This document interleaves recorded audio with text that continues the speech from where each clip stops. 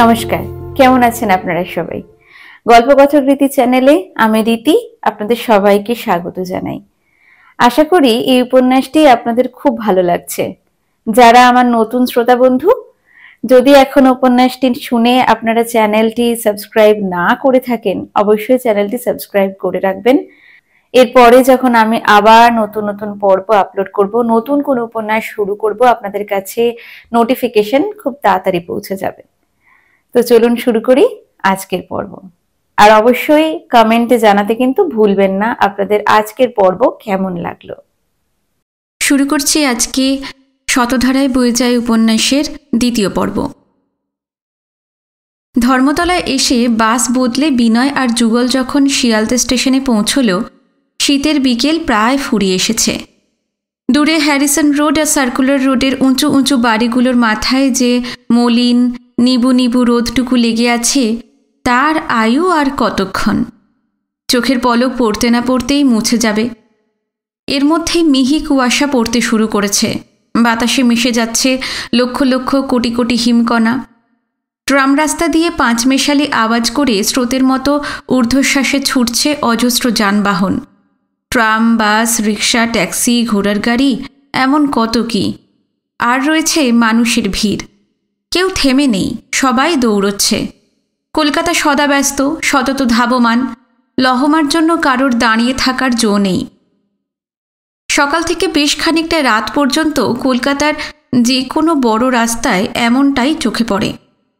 Tram line পেরিয়ে এধারে এসে শিয়ালদা স্টেশনের চত্বরে ঢুকে পড়ল বিনয়। চতুর্দিকে সেই পরিচিত দৃশ্য।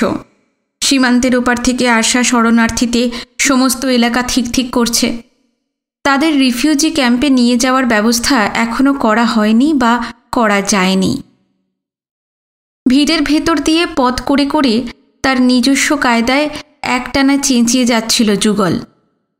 ঝিনুক বই নাসো, থাকলে হুমইর দাও। ছোটবাবু আমার লগে আছে, যেইখানেই থাকো হুমইর দাও, হুমইর দাও। তার কণ্ঠস্বর শীত ঋতুর বায়ুতরঙ্গে ভাসতে ভাসতে দিক বিদিকে ছড়িয়ে যেতে থাকে। বিনয়ও চারপাশে ব্যগ্র চোখে উদ্বাস্তুদের মধ্যে ঝিনুককে খুঁজে বেড়াচ্ছে।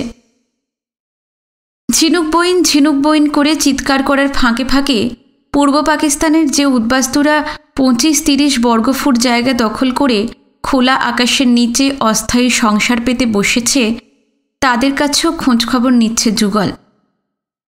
বর্ষের এক মাইয়া, আবিয়াত, সুন্দরী, 21-22 বৎসর বয়স, নাম হইল ঝিনুক। বড় দুঃখী, পাগল পাগল অবস্থা। দেশ আসিল ঢাকা জেলার রাইজদা। তেনারে আপনারা কেউ দেখছেন? দেশের ভিটে থেকে উৎখাত এইসব মানুষ, যে যার নিজের নিজের হাজারো সমস্যা এবং ভবিষ্যতের চিন্তায় আচ্ছন্ন, তারা জানায় এমন কাউকে তারা দেখেনি। অন্যদিকে নজর দেবার সময় কোথায় তাদের? গোটা চত্বর ঘুরতে ঘুরতে সন্ধে নেমে গেল। কুয়াশা দ্রুত গাঢ় হচ্ছে। সেই সঙ্গে গাড়ির ধোঁয়াও আর ধুলো মাখামাখি হয়ে সব কেমন যেন আবছা আবছা। একসময় দুজনে শিয়ালদা সাউথ সেকশনের স্টেশনের ভিতর চলে এলো। এখানেও শয়ে শয়ে উদ্বাস্তু, বুড়ো বুড়ি, যুবক যুবতী, মাঝবয়সী পুরুষ এবং মেয়ে মানুষ, বাচ্চা কাচ্চা, আশাহীন ভবিষ্যৎহীন নরনারীর দল। যেদিকেই তাকানো যাক সারি সারি ভাঙাচোরা সন্ত্রস্ত মুখ। আঁতিপাতি করে খুঁজে এখানেও ঝিনুককে পাওয়া গেল না। এবার বিনয়রা এলো শিয়ালদা মেন স্টেশনে। প্ল্যাটফর্মের এক মাথা থেকে আর এক মাথা অবধি যে ছিন্নমূল মানুষেরা সীমান্তের এপারে এসে ইটের সীমানা ঘেরা ছোট ছোট খোপের ভেতর পড়ে আছে, তাদের প্রত্যেকের কাছে গিয়ে ঝিনুকের চেহারার বর্ণনা দিয়ে খোঁজ করল। না, ঝিনুকের সন্ধান এখানেও কেউ দিতে পারল না। চেঁচিয়ে চেঁচিয়ে গলা চিরে গিয়েছিল যুগলের। সে বলল, কোনো হানেই তো ঝিনুক বইনরে পাইলাম না। কই যে গেল? অহন অহন কি করে যায় ছোটবাবু? বিনয় উত্তর দিল না। শিয়ালদা এসেই যে ঝিনুককে পাওয়া যাবে তাও এতদিন বাদে এমনটা ভাবতে পারেনি সে। তবু যুগলের কথায় তার মনের কোনো গোপন তলদেশে একটু দুরাশার সৃষ্টি হয়েছিল। যদি নিরুদ্দেশ ঝিনুকের সন্ধান মেলে, তাই এখানে সে ছুটে এসেছিল। কিন্তু এই মুহূর্তে অনুভব করল বুকের ভেতর ধস নেমেছে। ভেঙে চুরে ধূলিসাৎ হয়ে যাচ্ছে সমস্ত কিছু। মনে হলো জীবন থেকে চিরকালের মতন যে বিলুপ্ত হয়ে গেছে, বৃথাই তার খোঁজে ছুটাছুটি। শ্রান্ত হতাশ যুগল এবার বলল, আর এইখানে খাড়াইয়া থাইকা কি হইব? লন জায়গা আপনার ধর্মতলার বাসে উঠাইয়া দিয়া আইসা আবার আগরপাড়ার ট্রেন ধরুম। আপনি ধর্মতলা থিকা বাড়ি যাইয়েন গা। যে যুগল শিয়ালদা এলেই রাজদিয়া ও তার চারপাশের গ্রামগঞ্জ ভাটি অঞ্চলের মানুষজনের খোঁজ করে, আজ আর সে সম্বন্ধে কোনো উৎসাহ নেই তার। দেশের মানুষ সম্পর্কে সব আগ্রহী যেন সে হারিয়ে ফেলেছে। আসলে ঝিনুকের জন্য দুঃখে বিষাদে তার মন ভরে গেছে, কিছুই ভালো লাগছিল না তার। বিনয়ও বলল, হ্যাঁ চলো। তার কণ্ঠস্বরেও নৈরাশ্য মাখানো। এলোমেলো পায়ে যুগলের পাশাপাশি সে হাঁটতে লাগলো। প্ল্যাটফর্মের শেষ প্রান্ত থেকে গেটের দিকে যখন ওরা বেশ খানিকটা চলে এসেছে, সেই সময় গোটা স্টেশন জুড়ে তুমুল চাঞ্চল্য দেখা দিল। প্ল্যাটফর্মের একধারে এখানকার পুরনো শরণার্থীদের দেখাশোনা এবং প্রতিদিন নতুন নতুন যারা আসছে তাদের আশ্রয় আর খাদ্যের সুষ্ঠু ব্যবস্থা করার জন্য সরকারি রিফিউজি অ্যান্ড রিলিফ ডিপার্টমেন্টের যে ক্যাম্প বসানো হয়েছে, সেখান থেকে অফিসার এবং কর্মীরা ব্যস্তভাবে বেরিয়ে এসে রেল লাইনের ধার ঘেঁষে দাঁড়িয়ে পড়ল। দিন নেই রাত নেই, সারাক্ষণ শিয়ালদা স্টেশনে তীব্র শোরগোল। এখন সেটা 1000 গুণ বেড়ে গেছে। পুরানো উদ্বাস্তুরা একসঙ্গে চেঁচিয়ে উত্তেজিত ভঙ্গিতে কি বলতে লাগলো, প্রথমটা বোঝা গেল না, পরে অবশ্য সব স্পষ্ট হলো। একজন চেঁচিয়ে বলল, আইতে আসে আইতে আসে। আর একজন বলল পাশ থেকে, পাকিস্তানের ট্রেন আইতে আসে। ঝিনুককে না পেয়ে হতাশায় আচ্ছন্ন হয়েছিল বিনয়, নইলে ট্রেন আসার শব্দটা নিশ্চয়ই শুনতে পেত। ঘাড় ফিরিয়ে দেখল অনেক দূরে ডিস্ট্যান্ট সিগন্যালের ওধারে একটা ইঞ্জিন প্রকাণ্ড সরীসৃপের মতন ট্রেনের কামরাগুলো টানতে টানতে দুরন্ত গতিতে এদিকেই ধেয়ে আসছে। সেটার কপাল থেকে হেডলাইটের তীব্র আলোর ছটা চারপাশে ভাসিয়ে দিচ্ছে। যুগল বলল, পাকিস্তানের ট্রেন ছোট বাবু, একটু খাড়ান দেখি যদি না আমাকে ওই দিকে চিনা জানা কেউ আইয়া থাকে। শরণার্থীদের ট্রেন দেখে রাজদিয়া অঞ্চলের মানুষজন সম্পর্কে পুরনো উদ্দীপনা আবার ফিরে এসেছে যুগলের। যুগল থেমে গিয়েছিল, তাকে ফেলে চলে যাওয়া যায় না। অগত্যা বিনয়ও দাঁড়িয়ে পড়ল। চকিতে তার মনে হলো, এমনও তো হতে পারে ঝিনুক সত্যি রাজদিয়ায় ফিরে গেছে। আজকের এই ট্রেনে ওখানকার যদি কেউ এসে থাকে, তার কাছে হয়তো ঝিনুকের খবর পাওয়া যাবে। সেই যে নিত্যদাস হেমনাথের চিঠি নিয়ে এসেছিল এবং পরে সেই চিঠির উত্তর নিয়ে চলে গিয়েছিল, তারপর আর লোকটার সঙ্গে যোগাযোগ নেই। রিফিউজিদের জন্য নির্দিষ্ট আজকের স্পেশাল ট্রেনটায় পরিচিত কারোর দেখা মিললে শুধু ঝিনুকই নয়, হেমনাথদের সম্পর্কেও জানা যাবে। চারদিক ঝাঁপিয়ে সিটি দিতে দিতে ট্রেন প্ল্যাটফর্মে এসে থামল। লম্বা দৌড় শেষ, কয়লার ইঞ্জিন ফোঁস ফোঁস করে এখনও হাঁপাচ্ছে। মাসখানেকও কাটেনি, এমনই একটা ট্রেনে গোয়ালন্দ থেকে ঝিনুককে নিয়ে শিয়ালদা এসেছিল বিনয়। সেদিনের মতন আজও প্রতিটি কামরায় গাদাগাদি ভিড়, ছাদের উপরে অজস্র মানুষ, নানা রকম লটবহর, বাক্স প্যাটরা, পোঁটলা পুঁটলি, হাঁড়ি কুঁড়ি, ডালা কুলো, এমনই নানা জিনিস, যে যেটুকু পেরেছে নিয়ে এসেছে। পাকিস্তানের সীমান্ত পেরিয়ে আসার পর ইন্ডিয়ায় এসেও সবাই দিশেহারা, হয়তো অনিশ্চিত ভবিষ্যতের কথা ভেবে। বিহবলের মতন তারা তাকিয়ে তাকিয়ে আলোকোজ্জ্বল স্টেশনের মানুষজন দেখছে। অনেকে চেঁচিয়ে চেঁচিয়ে কী সব বলছে, তাদের চোখে মুখে উত্তেজনা, উৎকণ্ঠা। প্রতিটি কামরা থেকে বাচ্চাদের কান্নার আওয়াজ ভেসে আসছে। প্রতিদিন রিফিউজি স্পেশাল এলে যা হয়, আজও তার হেরফের নেই। মাইকে অবিরাম ঘোষণা শোনা যাচ্ছে, পাকিস্তান থেকে যারা এসেছেন হুড়োহুড়ি করবেন না, সবাই সুশৃঙ্খলভাবে নেমে আসুন, সবার জন্য খাবারের বন্দোবস্ত করা আছে, ইত্যাদি ইত্যাদি। শিয়ালদায় এলে যা করে থাকে, আজও তাই করতে হলো যুগলকে। কামড়ায় কামড়ায় হানা দিয়ে গলার স্বর শেষ পর্দায় তুলে এক টানা হেঁকে যাচ্ছে। রাইজদা, দেলভাগ, রসুইনা, ডাকাইতাপাড়া, মাইনকার সর, গিরিগুঞ্জ, সুজনগুঞ্জ থেকে কেউ আইয়া থাকলে হুমোর দেন। বিনয় যুগলের সঙ্গে যায়নি। প্ল্যাটফর্মের কোনায় দাঁড়িয়ে ওর কাণ্ডকারখানা লক্ষ্য করছিল। অনেকক্ষণ পর হাঁপাতে হাঁপাতে ফিরে এলো যুগল। 10 কম্পার্টমেন্টের ট্রেনটা বিশাল বড়, পুরো প্ল্যাটফর্ম জুড়েই দাঁড়িয়ে আছে।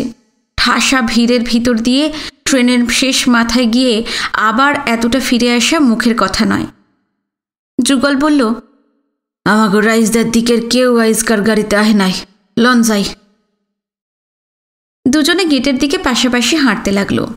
কয়েক পা গেছে, পিছন থেকে কেউ গলার স্বর উঁচুতে তুলে ডাকলো, বিনু, এ বিনু। গলার স্বরটা খুবই পরিচিত। চমকি ঘুরে দাঁড়ালো বিনয়, আর তখনই রাজদিয়া হাই স্কুলের অ্যাসিস্ট্যান্ট হেডমাস্টার আশু দত্তকে দেখতে পেল। এক হাতে থুতথুরে একজন বৃদ্ধাকে ধরে ধরে নিয়ে আসছেন, আর এক হাতে চামড়ার মাঝারি সুটকেস, বগলে শতরঞ্চি জড়ানো বিছানা, দড়ি দিয়ে বাঁধা। তার উস্কো খুস্কো চুলে তেল, জল বা চিরুনি পড়েনি বহুদিন।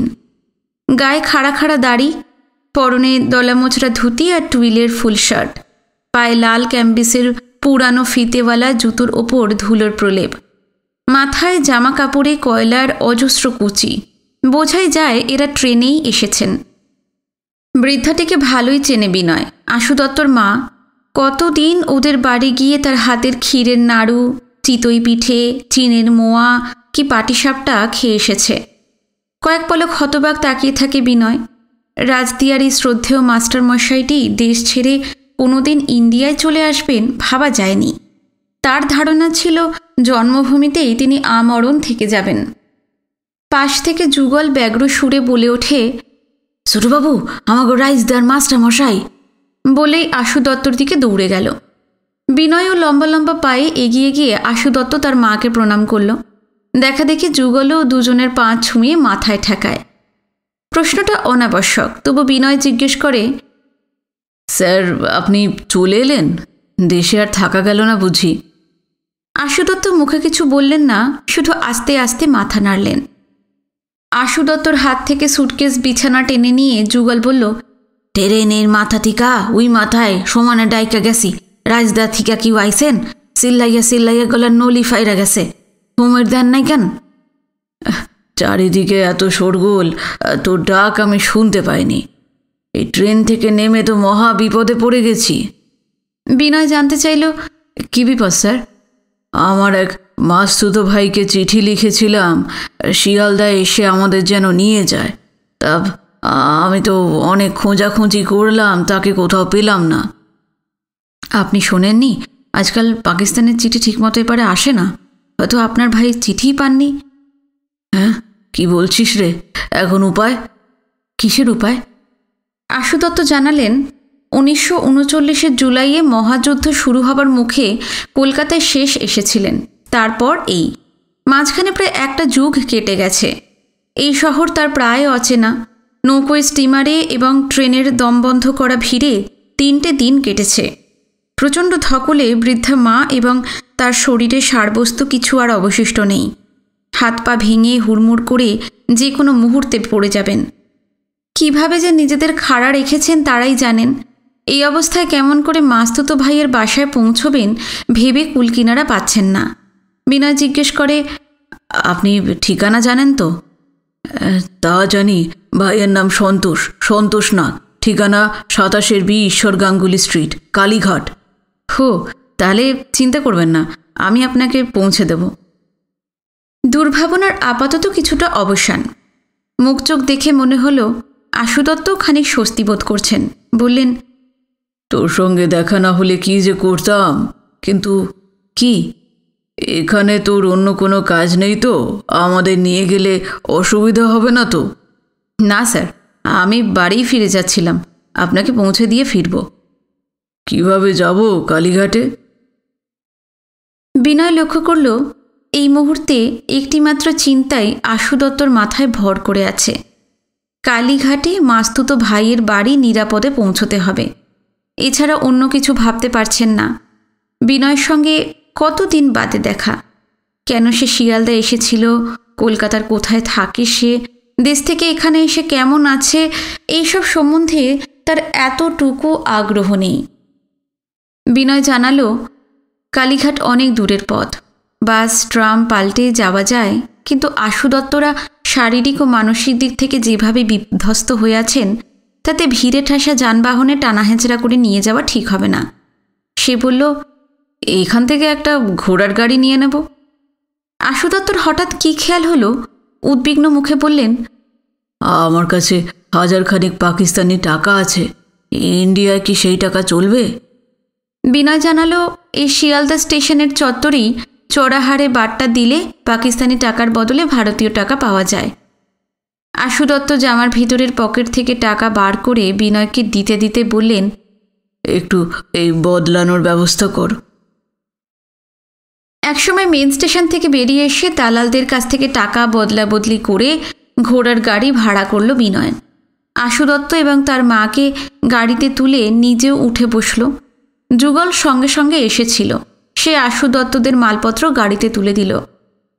এতক্ষণে যেন যুগলের ওপর ভালোভাবে নজর পড়ল আশু দত্তর। খানিক আগে বিনয়ের সঙ্গে সেও যে তাকে প্রণাম করেছে বুঝিবা তা লক্ষ্যই করেননি। উৎকণ্ঠায় দুর্ভাবনায় তখন তিনি দিশেহারা। বললেন, তুই যুগল না? হ্যাঁ মাস্টারমশাই। গাড়িতে উঠলি না যে? আশু দত্তর প্রশ্নের জবাবটা বিনয় দিল। না, আসলে ও তো কলকাতার বাইরে থাকে, আগরপাড়ায়। শিয়ালদা থেকে ট্রেন ধরে ওকে যেতে হবে। অনেক দূরে? না না, এই 40-45 মিনিট লাগে। আগরপাড়ায় নেমে আবার বেশ খানিকটা হাঁটতেও হয়। আশু দত্ত যুগল সম্বন্ধে আর কোনো কৌতূহল প্রকাশ করলেন না।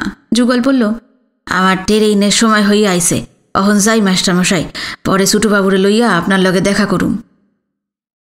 সে স্টেশনের দিকে ফিরে গেল। অশোকখুরের আওয়াজ তুলে বিনয়দের গাড়ি শিয়ালদার চৌহদ্বীপ ছাড়িয়ে বাইরের রাস্তায় চলে এলো। এর মধ্যেই সন্ধে নেমে গিয়েছিল। রাস্তায় কর্পোরেশনের বাতি জ্বলে উঠেছে। গাঢ় কুয়াশা ক্রমশ সেগুলো টুটি টিপে ধরতে শুরু করেছে। দুধারে সারি সারি দোকান এবং বাড়িগুলোতেও প্রচুর আলো, কিন্তু শীতের সন্ধ্যায় গাঢ় কুয়াশার কারণে সেগুলোও কেমন যেন নিস্তেজ, মলিন। চারদিকে প্রচুর লোকজন স্রোতের মতন ছুটে চলেছে, ট্রাম, বাস, মোটর, ট্যাক্সি ইত্যাদি। ঘোড়ার গাড়ির ভিতরে মুখোমুখি লম্বাটে সিট। একদিকে সিটে বসেছে বিনয়, তার সামনের সিটটায় আশু দত্ত এবং তার মা। গাড়ির দোলানিতে বৃদ্ধার ঘুম এসে গিয়েছিল, তিনি ঢুলছিলেন। আশু দত্ত জানালার বাইরে ধাবমান গাড়ি ঘোড়া, মানুষজন এবং দোকানপাটের দিকে তাকিয়ে আছেন। হঠাৎ মুখ ফিরিয়ে বললেন, তুই তখন দেশ ছেড়ে আসার কথা জিজ্ঞেস করছিলি না? হ্যাঁ। দিনকে দিন দেশের অবস্থা খুব খারাপ হয়ে উঠেছে। হিন্দুরা কতদিন সেইখানে থাকতে পারবে জানি না। ইন্ডিয়া থেকে কিছু বিহারি মুসলমান রাজদিয়ায় গিয়ে উঠেছে, আর তারা স্থানীয় লোকজনদের খুব তাতাচ্ছে। তাছাড়া রাজাকারদের উৎপাতও বেড়ে গেছে। কিছুদিন আগে হেমনাথের চিঠিতে বিশদভাবে না হলেও এইসবের ইঙ্গিত ছিল। নতুন করে উৎকণ্ঠায় মন ভরে যেতে থাকে বিনয়ের। আশু দত্ত থামেননি। আমার ক্ষতিটা হয়েছে দুদিক থেকে, তাই দেশ ছাড়তে বাধ্য হলাম। উত্তর না দিয়ে পলকহীন রুদ্ধশ্বাসে তাকিয়ে থাকে বিনয়।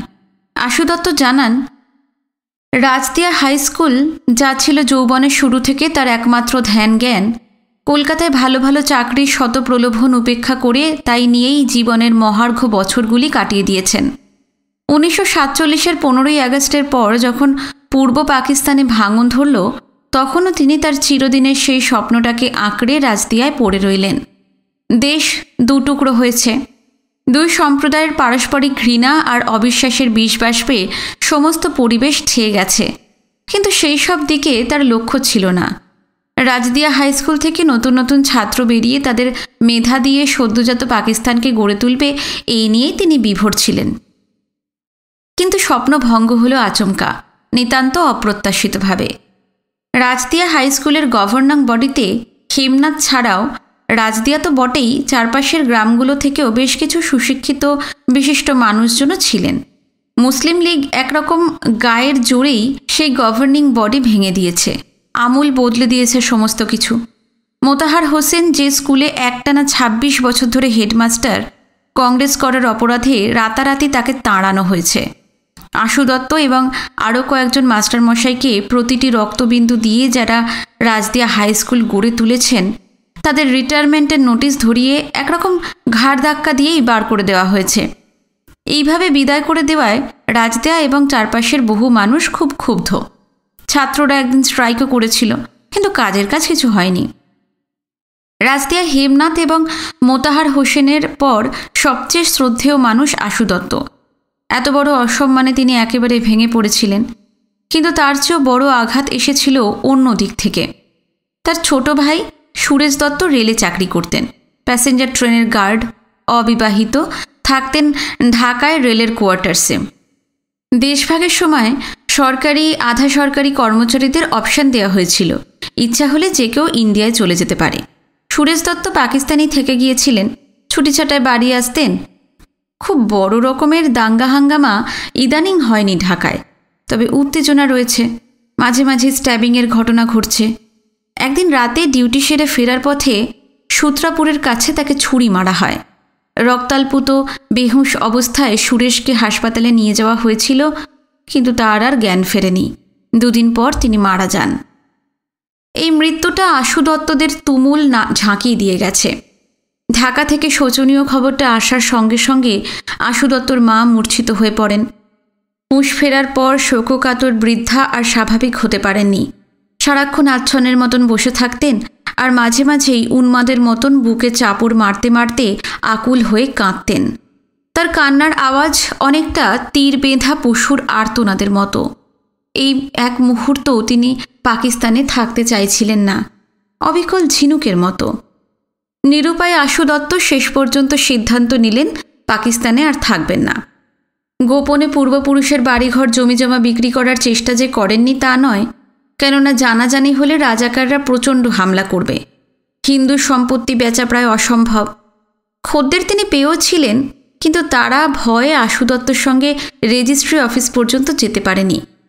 অগত্যা বাড়িতে তালা লাগিয়ে সম্পত্তির দলিলপত্র সঙ্গে নিয়ে মায়ের হাত ধরে নৌকোয় উঠেছিলেন।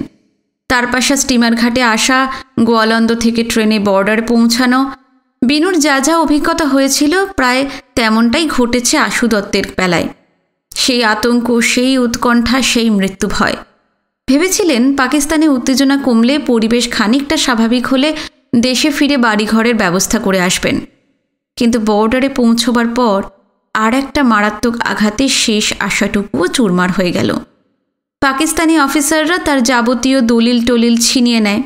দুঃস্বপ্নের সীমান্ত পেরিয়ে তিনি যখন কলকাতায় এলেন, একেবারে নিঃস্ব, কপর্দক্ষিণ, সেই সঙ্গে ভাইয়ের ভয়াবহ মৃত্যুতে সম্পূর্ণ বিধ্বস্ত। এক নাগাড়ে বলে যাবার পর থামলেন আশু দত্ত। জোরে জোরে শ্বাস টানতে লাগলেন। ঘোড়ার গাড়ির ভিতর স্তব্ধতা নেমে আসে। কেমন যেন দম বন্ধ করা পরিবেশ, ভীষণ অস্বস্তিকর। বাইরে থেকে অশ্বক্ষুরের ধ্বনি আর পাশ দিয়ে ছুটে যাওয়া যানবাহন এবং মানুষজনের কলরোল ভেসে আসছে যথারীতি। ঝিনুকের চিন্তাটা ফের মাথায় ফিরে আসে বিনয়ের, কিন্তু কিভাবে তার কথা জিজ্ঞেস করবে ঠিক করে উঠতে পারছে না। অনেকক্ষণ আচ্ছন্নের মতন বসে থাকার পর আশু দত্ত আবার শুরু করেন, এক জামা কাপড়ে মাকে নিয়ে দেশ থেকে চলে এলাম। মাস্তুতো ভাইয়ের ক্ষমতা আর কতটুকু? শুনেছি সে প্রাইভেট ফার্মের কেরানি, স্বামী স্ত্রী 3-4টে ছেলে মেয়ে। তার উপর মা আর আমি এসে ওদের ঘাড়ে চাপলাম। কি করে যে চালাবে, কি যে হবে আমাদের। তাকে খুবই অসহায় দেখাচ্ছে, ভবিষ্যতের চিন্তায় ব্যাকুল। পলকহীন প্রাক্তন মাস্টারমশাইটির দিকে তাকিয়ে থাকে বিনয়। মোতাহার হোসেন চৌধুরী রাজদিয়া হাই স্কুলের হেডমাস্টার হলেও প্রবল প্রতাপে স্কুলটা চালাতেন আশু দত্তই। শুধু স্কুল কম্পাউন্ডেই নয়, দাপট ছিল সারা রাজদিয়া জুড়ে। সেখানকার প্রতিটি মানুষ তাকে সমীহ করত। এতকাল কি শ্রদ্ধাই না পেয়ে এসেছেন। সেই আশু দত্তকে এখন আর চেনাই যায় না। উদ্বেগে, দুর্ভাবনায় তার শক্ত শিরদাঁড়া নুয়ে পড়েছে। জড়সড় বিপর্যস্ত বৃদ্ধটিকে দেখতে দেখতে মায়াই হলো বিনয়ের। চকিতে আর একজন মাস্টারমশাই জামতলির রামরতন গাঙ্গুলির মুখটা চোখের সামনে ফুটে উঠল। জীবন্ত রামরতন সীমান্ত পেরিয়ে ভারতে আসতে পারেননি। এসেছিল তার মৃতদেহ। 2 অবিবাহিতা তরুণী মেয়ে, এক বয়স্কা বিধবা মেয়ে এবং বৃদ্ধা স্ত্রীর যাবতীয় দুশ্চিন্তা পৃথিবী নামের এই গ্রহটিতে ফেলে তিনি চিরকালের মতন চোখ বুজেছিলেন। বিনয়ের মনে পড়ল তার স্ত্রী এবং মেয়েরা তার ভাইপো বিমলের কাছে উঠেছে। বিমলের ঠিকানা লিখে নিয়েছিল বিনয়, কথাও দিয়েছিল একদিন তাদের বাড়ি যাবে। যাওয়া হয়নি। কলকাতায় পা দেবার সঙ্গে সঙ্গে ঝিনুককে নিয়ে একের পর এক এত সংকট বেড়াজালের মধ্যেও তাকে ঘিরে ধরেছে যে ওদের কথা খেয়াল ছিল না। প্রচণ্ড অস্বস্তি বোধ করল বিনয়। ভাবল যত তাড়াতাড়ি সম্ভব বিমলদের বাসায় গিয়ে ওদের খোঁজ খবর নেবে। আশু দত্ত এবং রামরতন গাঙ্গুলির মধ্যে প্রচুর মিল। তাদের একমাত্র লক্ষ্য ছিল পূর্ব বাংলার গ্রামে গ্রামে ব্যাপকভাবে জ্ঞানের আলো ছড়িয়ে দেওয়া। একটা জাতিকে বড় হতে হলে সুশিক্ষিত আদর্শবাদী মানুষ দরকার। যৌবনের শুরু থেকে মানুষ গড়ার কাজটাই নিষ্ঠা ভরে করে গেছেন তারা। কিন্তু স্বাধীনতার পর কি মূল্য পেলেন দুজনে? জন্মভূমি থেকে উৎখাত হয়ে শূন্য হাতে আত্মীয় পরিজনের কাছে একটু আশ্রয়ের আশায় সপরিবারে তাদের পাড়ি দিতে হয়েছে। মৃত্যু রামরতনের সব দুশ্চিন্তার অবসান ঘটিয়েছে, কিন্তু অনিশ্চিত ভবিষ্যতের চিন্তা আশু দত্তকে যেন গিলে ফেলছে। বিনয় বলল, অত ভাবছেন কেন স্যার? ইন্ডিয়া যখন পৌঁছতে পেরেছেন, রোজগারের একটা কিছু ব্যবস্থা হয়ে যাবে। এই বৃদ্ধ বয়সে কে আমাকে স্কুলে চাকরি দেবে? স্যার, আপনি তো পণ্ডিত মানুষ, স্কুলে কাজ না পেলেও ছাত্র পড়িয়ে অনেক টাকা পেতে পারেন। ইঙ্গিতটা ধরতে পেরেছিলেন আশু দত্ত। তার শিরদাঁড়া টান টান হয়ে যায়। কঠোর গলায় বললেন, তুই কি প্রাইভেট টিউশনের কথা বলছিস? হ্যাঁ, মানে। পরক্ষণে সেই ছবিটা চোখের সামনে ভেসে ওঠে। শীত গ্রীষ্ম 12 মাস প্রতিদিন সন্ধ্যের পর পুরনো সাইকেলে চেপে সারা রাজদিয়া টহল দিয়ে বেড়াতেন আশু দত্ত। মৃধাবাড়ি, রক্ষিতবাড়ি, সৈয়দবাড়ি, ঘটকবাড়ি, এমনি নানা জায়গায় হানা দিয়ে দেখতেন তার স্কুলের কোন ছাত্রটি পড়ায় ফাঁকি দিচ্ছে, কে অ্যারিথমেটিক্যাল প্রবলেমের অঙ্ক কষতে হিমশিম খাচ্ছে, কার মাথায় বাংলা ব্যাকরণের সমাস ঠিকমতো ঢুকছে না, কে ইতিহাসের মুঘল বাদশাহদের রাজত্বকালের সাল তারিখের হিসেব রাখতে তালগোল পাকিয়ে ফেলছে। সবার ভুলটুল শুধরে পড়াগুলো জলবৎ বুঝিয়ে দিয়ে যখন বাড়ি ফিরতেন, তখন প্রায় মধ্যরাত। এর জন্য কারোর কাছ থেকে কখনো একটি পয়সাও তিনি নেননি। আশু দত্ত ধমকে ওঠেন, প্রাইভেট টিউশন করে টাকা নেব? কি বলছিস তুই? এতখানি সাহস তোর হলো কি করে? হ্যাঁ, কি জানে, পেটের জন্য শেষ পর্যন্ত হয়তো তাই করতে হবে। গভীর নৈরাশ্যে তার গলা বুজে আসে। কিছুক্ষণ চুপচাপ আশু দত্তর কথা শুনতে শুনতে ঝিনুকের চিন্তাটা কখনো চাপা পড়ে যায়, আবার সেটা বেরিয়ে আসে। বিনয় বলল, আসার সময় দাদুর সঙ্গে আপনার দেখা হয়েছিল? রওনা হওয়ার আগের দিন হেমদাদার বাড়ি গিয়েছিলাম। তাকে বললাম আমরা চলে যাচ্ছি, আপনিও যত তাড়াতাড়ি পারেন ইন্ডিয়ায় চলে যান। কিন্তু দেশ ছেড়ে তিনি আসবেন না। অনেক বুঝিয়েও কাজের কাজ কিচ্ছু হলো না। কোন দিন যে কি বিপদ ঘটে যাবে। হেমনাথের অনড় মনোভাবের কথা বিনয়ের অজানা নয়, সেজন্য তার পাহাড় প্রমাণ দুশ্চিন্তা। সে জিজ্ঞেস করল, আমাদের বাড়িতে দাদু ছাড়া আর কার কার সঙ্গে দেখা হলো? ওই তো বউ ঠাকুরুন আর শিবানী দিদি, এরা ছাড়া অন্য কেউ ছিল না? হেমদাদার তো 3 জনের সংসার, ওরা ছাড়া আর কে থাকবে? হ্যাঁ, ওই তোদের সেই পুরনো কামলা করিম, তাকেও দেখেছি। এর থেকে মোটামুটি আন্দাজ করে নিল বিনয় যে ঝিনুক রাজদিয়া যায়নি। পাকিস্তান থেকে চলে আসার জন্য যে উন্মাদ হয়ে উঠেছিল, আবার সেই হননপুরীতেই সে যে ফিরে যাবে, এটা মনে করাই ভুল। তবু ক্ষীণ দুরাশাকে বিনয় প্রশ্রয় দিয়েছে, যদি গিয়ে থাকে। আশু দত্ত এবার বললেন, হেমদাদা তোদের সঙ্গে যোগাযোগ করতে বলেছেন। তোর বাবার আর 2 দিদির ঠিকানাও দিয়েছেন। তা শিয়ালদায় নেমেই যে প্রথম দিন তোর সঙ্গে দেখা হয়ে যাবে ভাবিনি। তা বল, এতক্ষণ তো আমার কথাই শোনালাম, তোর খবর বল, কি করছিস, কোথায় আছিস? ঝিনুক যে রাজদিয়ায় ফেরেনি সেটা বুঝে যাবার পর ভিতরে ভিতরে একেবারে ভেঙে পড়ল বিনয়। কথা বলতে তার ভালো লাগছিল না, তবু বলতে হলো। ঝিনুকের ব্যাপারটা গোপন করে বাকিটা ঠিক ঠিক জানিয়ে দিল। আশু দত্ত জিজ্ঞেস করলেন, তা হ্যাঁ রে, ওই ভবতোষের মেয়ে ঝিনুক তোর সঙ্গেই তো ইন্ডিয়ায় চলে এসেছিল। ঝিনুকের নামটা আশু দত্তর মুখ থেকে বেরুবার সঙ্গে সঙ্গে বুকের ভিতর দমাদ্দম হাতুড়ির ঘা পড়তে লাগলো বিনয়ের। দাঁতে দাঁত চেপে ঝাপসা গলায় বলল, হ্যাঁ স্যার, মেয়েটা নরক যন্ত্রণা ভোগ করেছে, ওকে যত্ন করিস, দেখিস নতুন করে আর যেন কষ্ট না পায়। ঝিনুকের চরম লাঞ্ছনার খবরটা জগৎ সংসারে কারোর জানতে বাকি নেই। আশু দত্ত রাজদিয়ার মানুষ, তিনি তো জানবেনই। বিনয় উত্তর দিল না, নীরবে নত চোখে বসে রইল।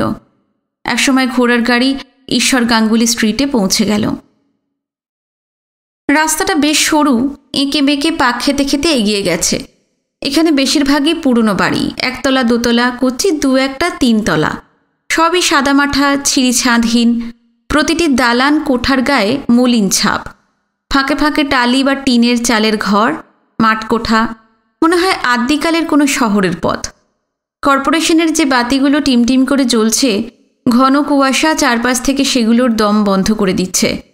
হিম ঋতুর এই রাতের সঙ্গে যুঝে যুঝে কোনো রকমে তারা ঝাপসা আলো বিতরণ করে চলেছে। এখানে প্রচুর দোকানপাট, কোনোটা তেলে ভাজার, কোনোটা মুড়ি মুড়কি বাতাসা এবং ছোলা ভাজার, কোনোটা চায়ের, কোনোটা মুদিখানা। তাছাড়া দু চার পা ফেললেই ছোটোখাটো লন্ড্রি, মণিহারি দোকান, মিষ্টির দোকান, সোনার উপর গয়নার দোকান।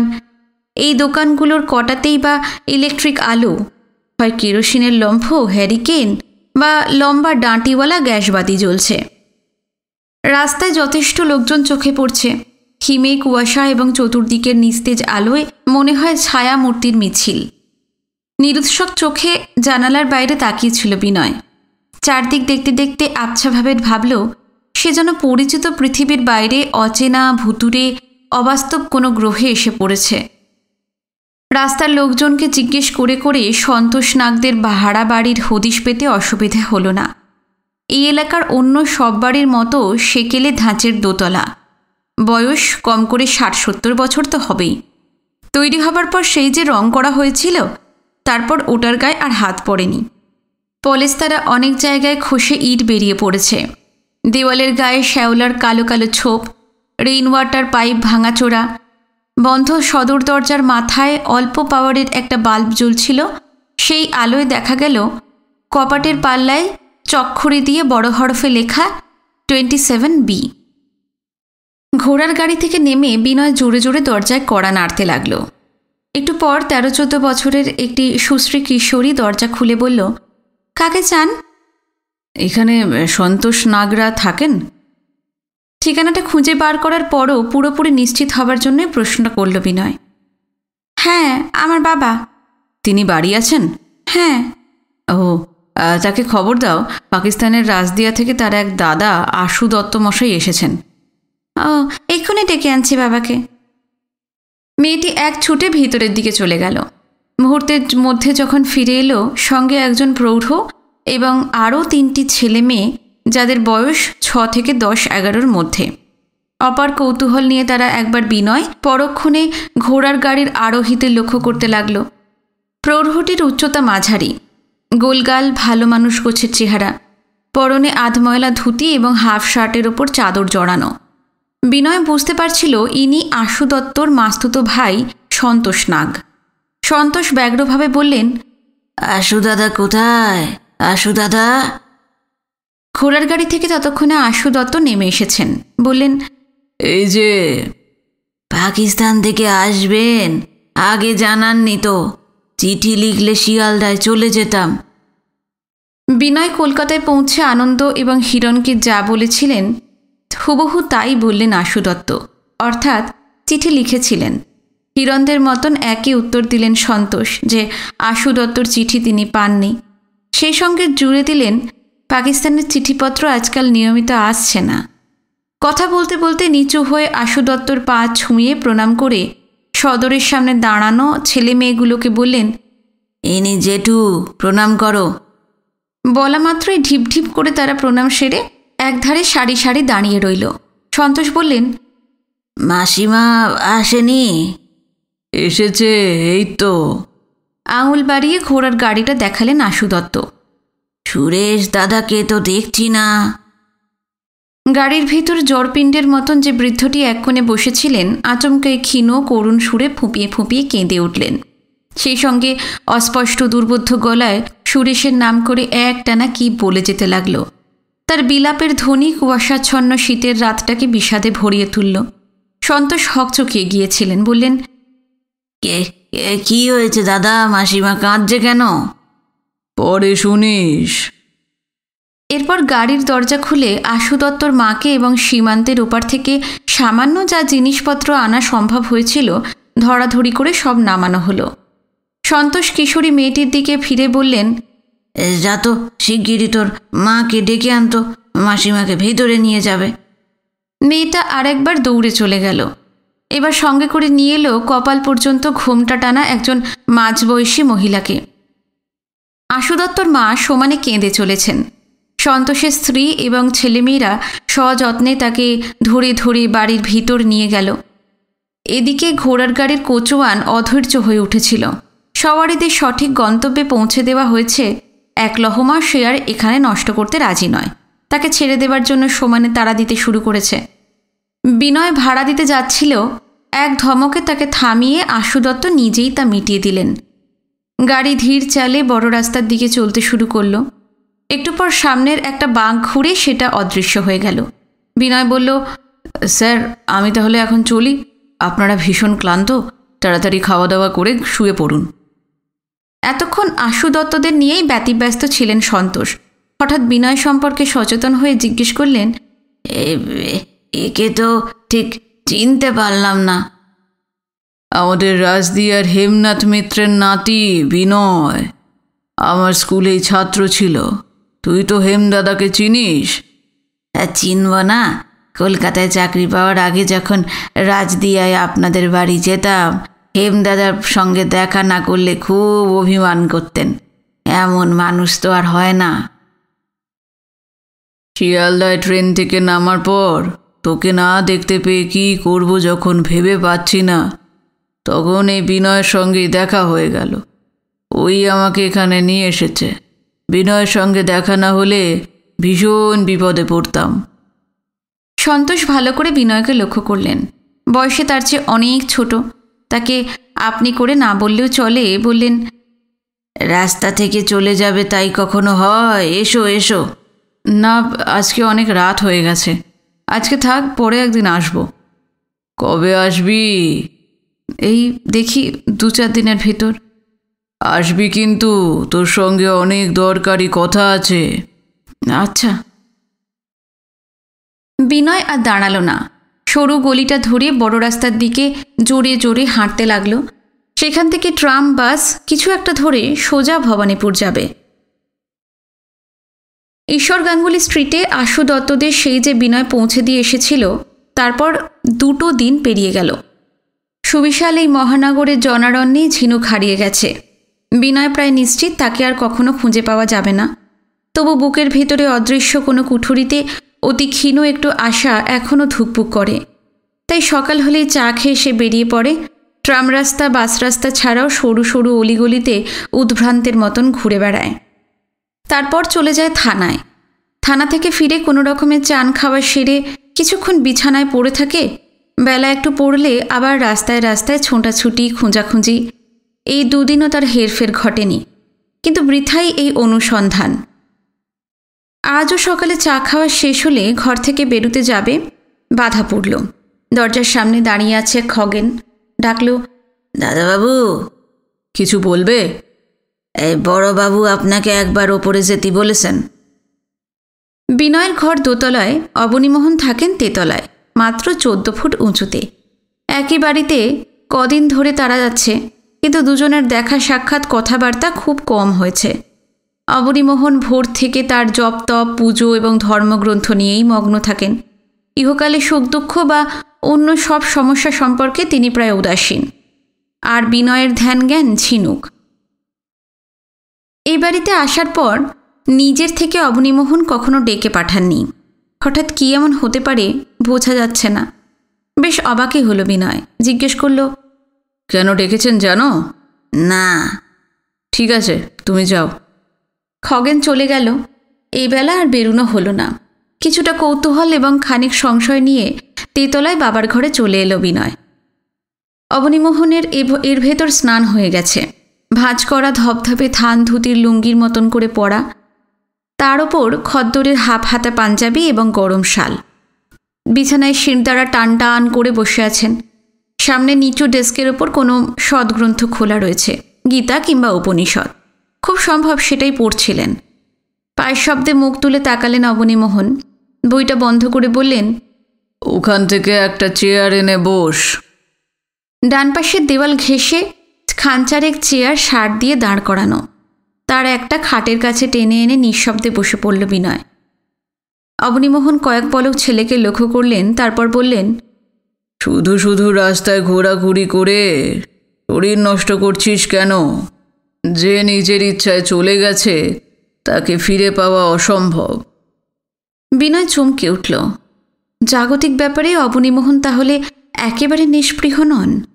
ছেলের গতিবিধির ওপর তার নজর আছে। উত্তর না দিয়ে চুপচাপ সে বসে থাকে। অবনীমোহন বলতে লাগলেন, যা ঘটে গেছে তা নিয়ে মন খারাপ করে যদি সারাক্ষণ কাটাস, জীবনে দাঁড়াবি কি করে? এমন করে তো চলতে পারে না। ভবিষ্যতের কথাও তো ভাবতে হবে। অফিসে তোকে কবে জয়েন করতে হবে? এই তো দিন কয়েক পর। যদি ঠিক করে থাকিস এবেলা বেরোবি, ঘুরে আয়। ও বেলা কিন্তু বাড়িতে থাকবি। কেন, কোনো দরকার আছে? হ্যাঁ, বিকেলে সুধা, সুনীতি আর হিরণ, আনন্দ ওদেরকে আসতে বলেছি। আমার লয়ারও আসবেন, আর এই বাড়ি যিনি কিনবেন তিনিও। এই সময় তোর থাকা দরকার। বিনয় হতচকিত। পাকিস্তান থেকে আসার পর যেদিন অবনীমোহনের সঙ্গে প্রথম দেখা হলো, তখনই তিনি জানিয়ে দিয়েছিলেন যে এই বাড়ি তিনি বিক্রি করবেন। ব্যবসার জন্য বাজার থেকে প্রচুর লোন নিয়েছিলেন। ব্যবসা ফেল করায় সে কি পয়সাও ফেরত দিতে পারেননি। ঋণের টাকা সুদে আসলে বিপুল হয়ে দাঁড়িয়েছে। এই বাড়ি ছাড়া তার অন্য সম্বল নেই। এটা বেচে তাবৎ ধার দেনা শোধ করতে চান। ঋণমুক্ত হতে না পারলে মরেও তিনি স্বস্তি পাবেন না। এইসব সবিস্তারে বললেও বিনয় স্মৃতি থেকে পুরোটাই মুছে গিয়েছিল। ঝিনুক নিরুদ্দেশ হবার পর সে এমনই দিশেহারা যে অন্য কিছু ভাবার বা অন্যদিকে তাকাবার সময় পায়নি। এই মুহূর্তে অবনীমোহনের কথা শুনতে শুনতেই বিনয়ের মনে হলো মাথার ওপর আকাশ ভেঙে চুরে খান খান হয়ে নেমে আসছে। বাড়ি বিক্রির তারিখটা যে নিঃশব্দে ঘাড়ের ওপর এসে পড়েছে। আজ বাবার ঘরে আসার আগে সে টের পায়নি। কি বলবে, কি করবে বিনয় ভেবে পেল না। অবনীমোহন বললেন, কথা হয়ে গেল, তুই এখন যেতে পারিস। বিনয় উঠে দাঁড়ালো। তারপর দোতলার নিজের ঘরটিতে এসে পশ্চিম দিকের চওড়া জানালাটার কাছে দাঁড়িয়ে বাইরে তাকিয়ে রইল। এখান থেকে খানিক দূরে রসা রোডের একটা অংশ চোখে পড়ে। মহানগরের ব্যস্ততা এখনও সেভাবে শুরু হয়নি। লোকজন কিছু কিছু দেখা যাচ্ছে, মাঝে মাঝে ট্রাম, বাস এবং অন্য যানবাহনও, তার সাথে ছাদ খোলা দু একটা দোতলা বাসও। মানুষ বা ঘোড়ার গাড়ি কারোরই যেন বিশেষ তাড়া নেই। ঢিলে ঢালা অলস ভঙ্গিতে তারা চলে যাচ্ছে। কাল রাতে ঘন হয়ে কুয়াশা পড়েছিল, এখন তার চিহ্নমাত্র নেই। ভোরের দিকে যে ঠান্ডা হিমেল হাওয়া বইছিল, তার তাপাঙ্ক একটু একটু করে বাড়ছে। অনেক উঁচুতে আকাশের নীল ছুঁয়ে ছুঁয়ে কটা পাখি উড়ছিল।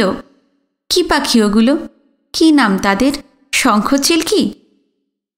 বিনয় তাকিয়েই আছে, কিন্তু এই টুকরো টুকরো চলমান দৃশ্যাবলী তার মাথায় একেবারেই দাগ কাটছে না। সব কেমন যেন ছাড়া ছাড়া, অসংলগ্ন, অর্থহীন। একে ঝিনুকের চিন্তাটা তার সমস্ত অস্তিত্ব জুড়ে পাষাণ ভারের মতন চেপে বসে আছে। তার ওপর আর একটা সমস্যা বিশাল আকার নিয়ে সামনে এসে দাঁড়ালো। অবনীমোহন এবারে বিক্রি করে দিলে সে কোথায় থাকবে? বিনয় জানে সুধার দরজা চিরকালই তার জন্য খোলা। ঝিনুক নেই। সুনীতিদের কাছে গিয়ে থাকলে হেমনলিনী আপত্তি করবেন না, বরং যথেষ্ট সমাদর করেই কাছে টেনে নেবেন। কিন্তু বোনেদের শ্বশুরবাড়িতে গিয়ে আশ্রয় নেওয়াটা কি আদৌ সম্মানজনক? অস্থির ব্যাকুল বিনয় অনেকক্ষণ জানালার পাশে দাঁড়িয়ে রইল। তারপর ধীরে ধীরে বিছানায় গিয়ে শুয়ে শূন্য চোখে সিলিংয়ের দিকে তাকিয়ে থাকল। সকালটা কখন দুপুর হয়ে গেছে, ঠান্ডা নরম ভাবটা কেটে গিয়ে রোদ কখন ঝকঝকে হয়ে উঠেছে বিনয় খেয়াল করেনি। সকালের দিকের আলস্য গা থেকে ঝেড়ে ফেলে শহর জুড়ে এখন তুমুল ব্যস্ততা। ট্রাম রাস্তা ধরে ঊর্ধ্বশ্বাসে ছুটে চলেছে রকমারি যানবাহন। রাস্তায় প্রচুর মানুষ, জানালা দিয়ে ভেসে আসছে নানা ধরনের মিশ্র আওয়াজ, গাড়ি ঘোড়ার, মানুষের কলরোলের, সবই তীব্র, কর্কশ, চড়া তারে বাঁধা। হঠাৎ খগেনের গলা কানে এলো। দাদাবাবু, ও দাদাবাবু, অনেক বেলা হয়েছে, যান স্নান করে খেয়ে নিন। চমকে ধর্মর করে বিছানায় উঠে বসল বিনয়। দরজার কাছেই দাঁড়িয়ে আছে খগেন। সামনের দেওয়ালের দিকে বিনয়ের নজর চলে যায়।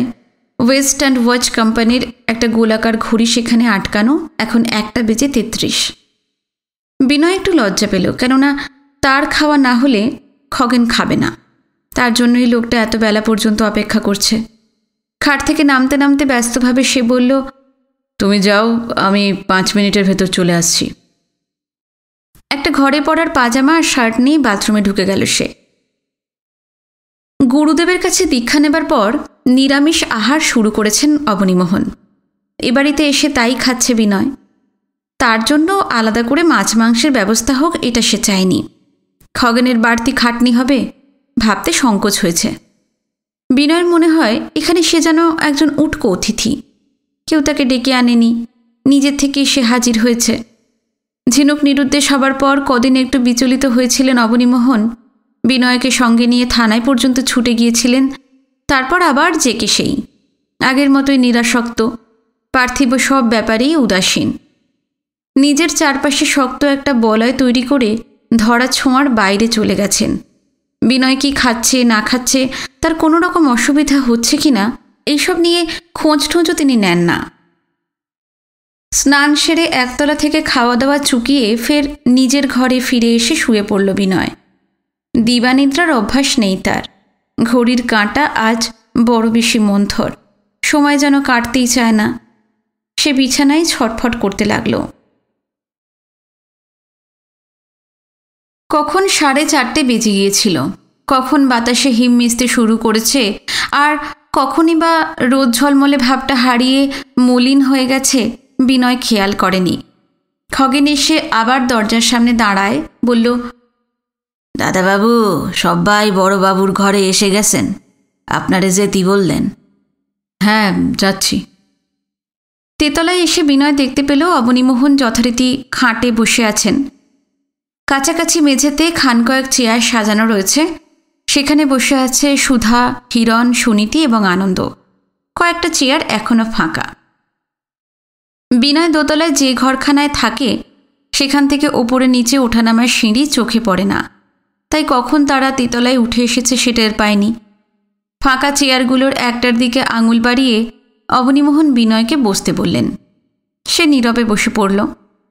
ওবেলা অবনীমোহন জানিয়েছিলেন তার অ্যাডভোকেট এবং যিনি এই বাড়ি কিনবেন তাকেও আসতে বলেছেন, কিন্তু এখনও তারা এসে পৌঁছননি। কিছুক্ষণ চুপচাপ। তারপর কি ভেবে অবনীমোহন সুধা সুনীতিদের বললেন, এ বাড়ি বিক্রির সিদ্ধান্ত যে আমি নিয়েছি, বিনুকে তা আগেই জানিয়ে দিয়েছি। আজ এখানে আসার পর তোমাদেরও জানিয়েছি। কেউ কোনো উত্তর দিল না। বাড়ি বেচার কারণটা বিনয়কে বিশদভাবে আগেই 2 বার বলেছিলেন অবনীমোহন। এবার 2 মেয়ে এবং 2 জামাইকেও বললেন। তিনি অঋণী হয়েই পৃথিবী থেকে বিদায় নিতে চান। ঋণগ্রস্ত অবস্থায় মৃত্যুর কথা তিনি ভাবতেই পারেন না। তার কাছে সেটা নরক যন্ত্রণার সমান। এবারও মেয়ে জামাইটা চুপ করে থাকে। অবনীমোহন থামেননি। আমার ধার দেনার পরিমাণ 82,000 টাকা। এই বাড়ির দাম পাচ্ছি 1,15,000। ঋণ মিটিয়ে আমার কাছে থাকছে 33,000। প্রথমে ভেবেছিলাম এই টাকা নিয়েই আমি গুরুদেবের আশ্রমে চলে যাব, কিন্তু পরে মত বদলেছি। গৃহী জীবনের কোনো কিছু নিয়ে আমি আশ্রমে যেতে চাই না। এখানকার সব পেছনে ফেলে রেখে খালি হাতে চলে যাব। আমার ইচ্ছা ওই বাড়তি টাকাটা সুধা, সুনীতি আর বিনুকে সমান ভাগে ভাগ করে দিই। তোমরা কি বলো? সুধা বলল, ওই টাকা আমার দরকার নেই, আমার ভাগেরটা তুমি বিনুকে দিও। সুনীতিও তার মনোভাব জানিয়ে দেয়, সেও টাকা নেবে না, তার ভাগেরটাও যেন বিনয়কেই দেওয়া হয়। হিরণ এবং আনন্দর এ ব্যাপারে আন্তরিক সায় আছে। শ্বশুরের কাছে তাদের আদৌ কোনো প্রত্যাশা নেই, বরং পুরো 33,000 টাকা পাওয়া গেলে বিনয় অনেকখানি নিশ্চিন্ত হতে পারবে। ওই টাকাটা তার ভবিষ্যতের পক্ষে বড় রকমের বল ভরসা। অবনীমোহন খুব সম্ভব খুশি হলেন, বললেন, বেশ, তাই হবে। বিনুর নামে একটা ব্যাংক অ্যাকাউন্ট খুলে ওই টাকাটা আমি জমা করে দেব। বিনয় বাবার দিকে তাকিয়েছিল, পলকহীন। সে মুহূর্তের জন্য ভুলতে পারে না অবনীমোহনের জন্যই ঝিনুক আজ নিরুদ্দেশ হয়ে গেছে। মেয়েটা আদৌ বেঁচে আছে কি না কে জানে। যদি বেঁচেও থাকে, তার জীবন আরও গ্লানিকর, আরও দুর্বিষহ হয়ে উঠেছে কিনা কে বলবে। বাবার প্রতি তার কত যে ক্রোধ, কত যে অভিমান, কত যে ক্ষোভ। বিনয় চাপা ধরনের মানুষ, ভিতরে যে তুমুল আলোড়ন চলছে তা ফেটে বেরিয়ে আসতে দেয় না। নিরাশ গলায় সে বলল, আমি ছর্দি বর্দির ভাগের টাকা চাই না। আমাকে যা দিতে চেয়েছেন আমি তাও নেব না। অবনীমোহন সেই মুহূর্তে একটু হকচকিয়ে যান। নম্র মৃদুভাষী বিনয় যে মুখের ওপর এত স্পষ্ট করে কথাটা বলতে পারে ভাবা যায়নি। বিহবলের মতন কয়েক মুহূর্ত তাকিয়ে রইলেন তিনি। ছেলের এই প্রত্যাখ্যান তাকে ভীষণভাবে নাড়া দিয়েছে। ঢোক গিলে বললেন, টাকাটা নিলে তোর সুবিধা হতো। অর্থ একটা বড় শক্তি। আনন্দদা আমাকে একটা চাকরি জোগাড় করে দিয়েছেন বাবা। আশা করি আমার তাতেই চলে যাবে। ওই 33,000 টাকা না পেলেও অসুবিধে পড়ব না। বিনয় তার সংকল্পে এতটাই অনড় যে কি বলবেন অবনীমোহন ঠিক করে উঠতে পারলেন না। সুধা হঠাৎ বলে ওঠে, বাবা, তুমি তো বাড়ি বেচে চলে যাচ্ছ, বিনু কোথায় থাকবে? অবনীমোহনের উত্তর দেওয়া হলো না। দুজন মাঝবয়সী ভদ্রলোক দরজার সামনে এসে দাঁড়ালেন। ভেতরে আসতে পারি? হ্যাঁ হ্যাঁ, আসুন আসুন। বিনয়ের পাশে যে ফাঁকা চেয়ারগুলো পড়েছিল সেখানে তাদেরকে বসানো হলো। একজন বেশ লম্বা, ধারালো ফলার মতন মেদহীন স্বাস্থ্য, রীতিমতো সুপুরুষ। পরনে নিখুঁত বিলেতি স্যুট, তার সঙ্গীতের উচ্চতা মাঝারি। ভারী চেহারা, গোলাকার মুখ, শরীরে প্রচুর অনাবশ্যক চর্বি, পরনে ধুতি, সার্জের পাঞ্জাবির উপর গলাবন্ধ লং কোট, মাথায় পাগড়ি, কপালে এবং কানের লতিতে চন্দনের বড় টিপ। ধুতি পরার ধরন, চন্দন এবং পাগড়ি চিনিয়েই দেয় লোকটা মারোয়ারি।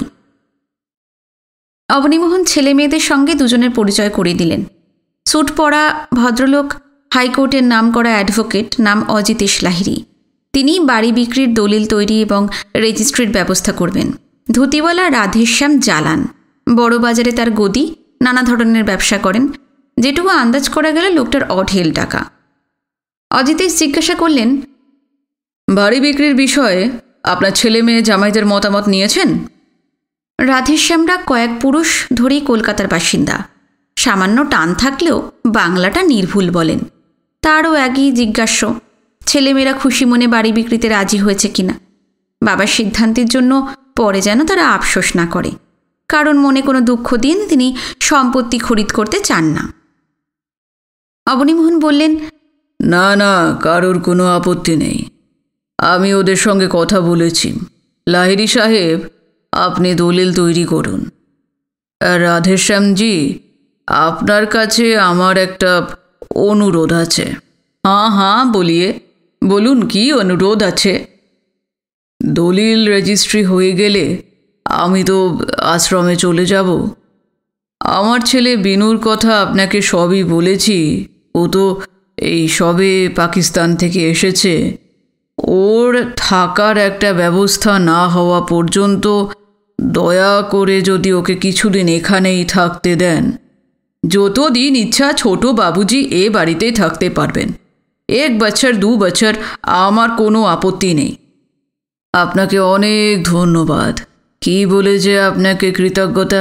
না না, বাবা চলে গেলে আমি আর এক মুহূর্ত এই বাড়িতে থাকবো না।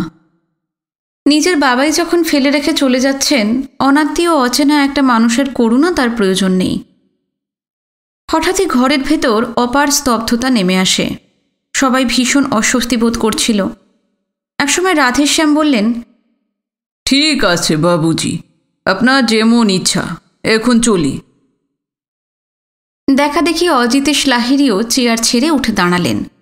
রাধেশ্যাম জ্বালান এবং অজিতেশ লাহিড়ি চলে যাবার পর বিব্রতভাবে অবনীমোহন বললেন, একটা ব্যবস্থা আমি করেছিলাম, তুই রাজি হলি না। আমি আর কদিনই বা কলকাতায় আছি, তারপর তুই কোথায় থাকবি? বিনয় রুক্ষস্বরে বলতে যাচ্ছিল, তার সম্বন্ধে অবনীমোহনকে চিন্তা করতে হবে না। ধর্মকর্ম আর গুরুদেব নিয়েই যিনি মত্ত, অন্যের দুঃখ কষ্ট সুবিধা অসুবিধা নিয়ে তার বিচলিত না হলেও চলবে। কিন্তু কি ভেবে থমকে গেল। উদাসীন মুখে শুধু বলল, দেখি। হঠাৎ আনন্দ বলে ওঠে, বাবা, আপনি এই নিয়ে দুশ্চিন্তা করবেন না। বিনু আমাদের কাছেই থাকবে। বিরান স্ট্রিট থেকে ওর অফিস তো খুব দূরে নয়, হেঁটেই চলে যাওয়া যায়। চকিতে হেমনলিনীর চেহারা চোখের সামনে ফুটে ওঠে বিনুর। কি নিষ্ঠুরভাবেই না ওই মহিলা একরকম গলা ধাক্কা দিয়ে ঝিনুককে বাড়ি থেকে তাড়িয়ে দিয়েছিলেন। খুব ঠান্ডা গলায় সে বলল, আপনাদের বাড়িতে থাকার কথা বলবেন না আনন্দদা, আমি ওখানে কিছুতেই যাব না। বিনয়ের অনিচ্ছার কারণটা বুঝতে পারে আনন্দ। ঝিনুকের অসম্মানে সবচেয়ে বেশি ক্লেশ আর যাতনা যে ভোগ করেছে সে বিনয়। মুখ কালো হয়ে যায় আনন্দর। কিছু একটা উত্তর দিতে চেষ্টা করে, কিন্তু গলার স্বর ফোটে না। আনন্দর ডান পাশে ছিল সুনীতি।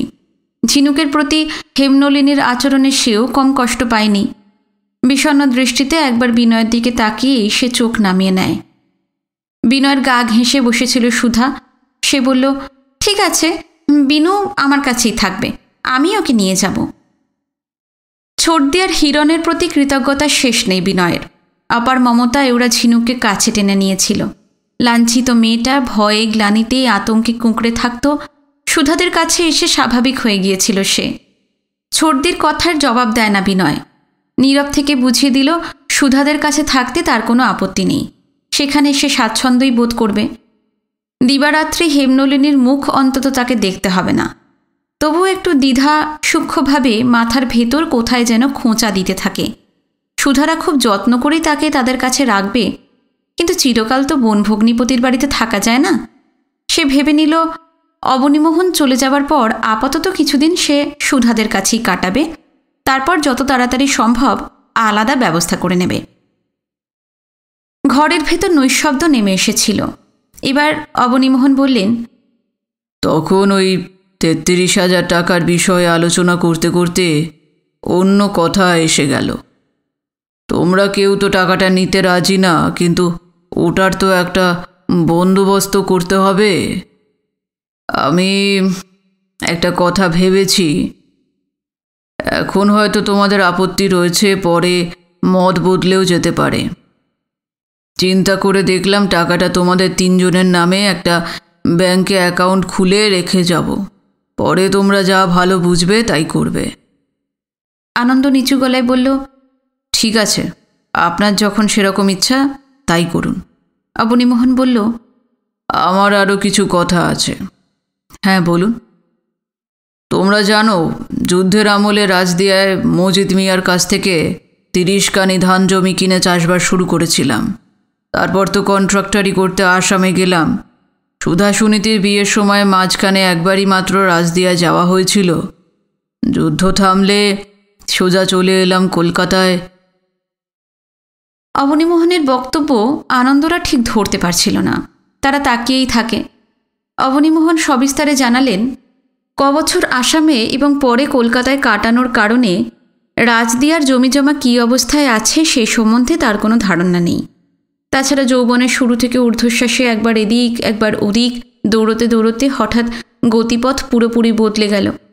জীবনে কত কী তো করেছেন, অধ্যাপনা, ব্যবসা, কন্ট্রাক্টরি, চাষবাস, কিন্তু কোনো কিছুই দীর্ঘকাল তাকে আটকে রাখতে পারেনি।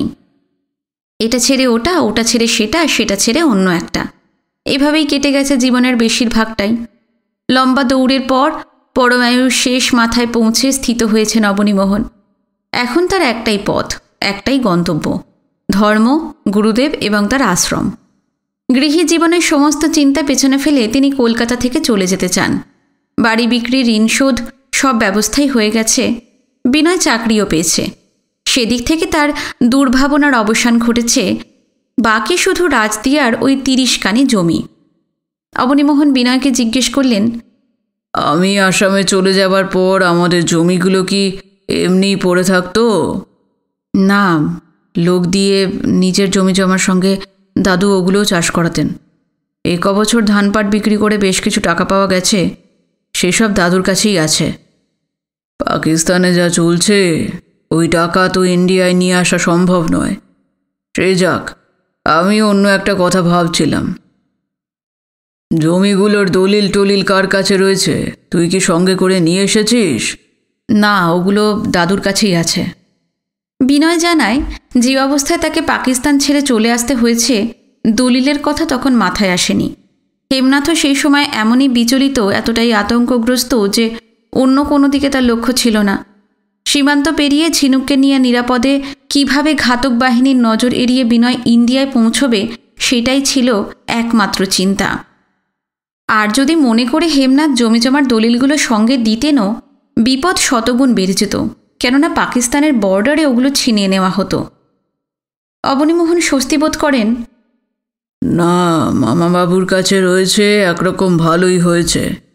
পাকিস্তানে যা চলছে, দলিল কেটে নিলে জমিগুলো খুব সম্ভব হাতছাড়া হয়ে যেত। খবরের কাগজে পড়ি তো, গায়ের জোরে ওখানে মাইনরিটিদের প্রপার্টি দখল করে নেওয়া হচ্ছে। দলিলগুলো আছে, এটুকুই যা সান্ত্বনা। বিষয় সম্পত্তি সম্পর্কে অনেক আগেই যিনি মোহমুক্ত হয়েছেন, গৃহী জীবনের সমস্ত স্মৃতি পিছনে ফেলে যিনি চিরকালের মতন গুরুর আশ্রমে যাবার জন্য পা বাড়িয়ে দিয়েছেন, পাকিস্তানের কয়েকখানি জমির ব্যাপারে তিনি যে কেন এত চিন্তিত, কারণটা ঠিক ধরা যাচ্ছে না। অবনীমোহন অবশ্য সব বিশদ করে বুঝিয়ে দিলেন, আপাতত রাজদিয়ার জমিগুলো হেমনাথের রক্ষণাবেক্ষণে যেমন আছে তেমনই থাক। পরে পাকিস্তানের অবস্থা যদি আদৌ ফেরে, সুদিন আসে, বিনয়, হিরণ এবং আনন্দ দেশে গিয়ে বা হেমনাথকে চিঠি লিখে তার পরামর্শ মতন ওগুলোর ব্যবস্থা করতে পারে। অবনীমোহন বলতে লাগলেন, 3 জনের পক্ষে একসঙ্গে যদি যাওয়া সম্ভব না হয়, আমি এমনভাবে পাওয়ার অফ অ্যাটর্নি দিয়ে যাব যাতে যে কেউ গিয়ে জমি বিক্রি করে আসতে পারবে। অবশ্য এতে পাকিস্তানে কাজ হবে কিনা জানি না, তবে একটা কথা মনে রেখো, কেউ প্রাণের ঝুঁকি নিয়ে কিন্তু রাজদিয়ায় যাবে না। বিনয়রা কেউই উত্তর দিল না। ছেলে মেয়ে এবং জামাইদের মুখ দেখে অবনীমোহনের মনে হয় না সুদূর রাজদিয়ার এক টুকরো ভূখণ্ড নিয়ে তাদের বিন্দুমাত্র আগ্রহ আছে। আজকের পর্ব এখানেই শেষ করলাম। আগামী পর্ব নিয়ে খুব শিগগিরই ফিরে আসছি। নমস্কার, সবাই খুব ভালো থাকবেন।